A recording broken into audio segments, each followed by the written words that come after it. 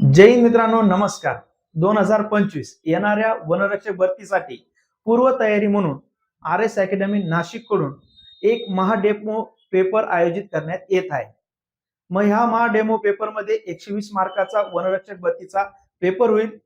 त्या पेपर मध्ये पहिले, दुसरे आणि तिसरे असे 3 बक्षीस आपण वितरण करणार आहोत.